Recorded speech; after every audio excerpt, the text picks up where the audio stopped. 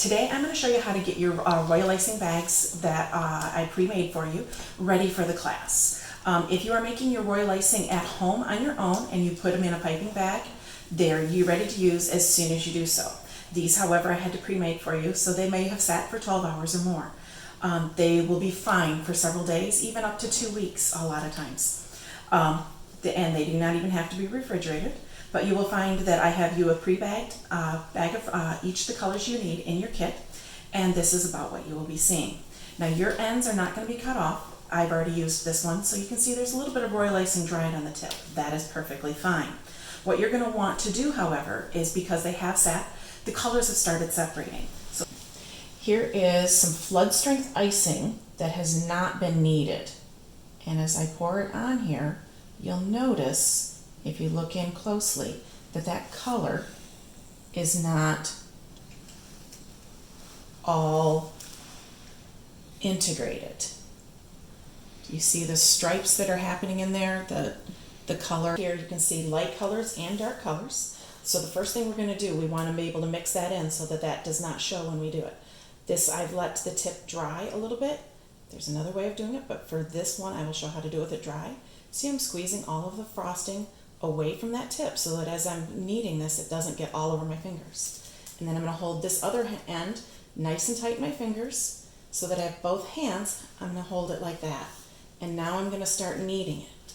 As I'm starting to knead it here, you can see how those little dark spots and light spots are starting to mix in. Our goal is to get all of those back to one color, not to two different variations of the same color. This can take up to about 5 minutes. You can have more in the bag than this. This just happens to be how full this particular bag is that I'm using at the moment. And the biggest mistake many people make is when they get to about this stage here. As you look at this, that color looks all the same. That's the biggest mistake. People stop too soon. You want to keep going. It does take close to about 5 minutes. And you're just going to keep kneading that, because if you don't, you will see the striation still, which I will show you in the next step. And you're going to notice at that point that the entire bag has the same feel as well. Before that, you might have noticed some parts will squish a little easier and some a little bit more difficult. And that's what you're going to keep doing for about 5 minutes. I'm not going to keep squeezing this for 5 minutes. I'm going to set it down with some of the other bags I've already done.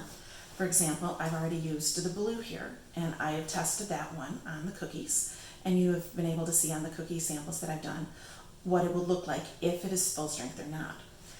The other big mistake that people often make is that they'll get a bag of white frosting, and because you can't see the variances in the white, people think it's all ready to go.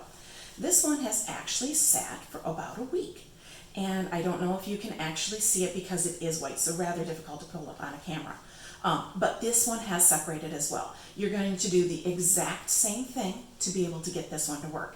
Now you notice I have a little clip on here. If you have any such thing as this at home, you can use that as well, and that's a lot easier to hold. And I also have a rubber band on this end to hold there. Notice how much easier it is to actually knead the frosting like this. This is why I was saying that if you have not cut your bags open yet, keep them closed until I tell you for class. That way I can also show you how to properly open them up for the class, but it's going to be a lot easier. See how much easier this is for me to knead it. And I will again knead this one for about 5 minutes. Every single one of the colors you've got, you are going to want to knead for about 5 minutes before class. So make sure you do set yourself some time ahead so you have plenty of time to do so. Class does go quite fast paced, and so if you don't have this ready, it is going to slow us down a little bit.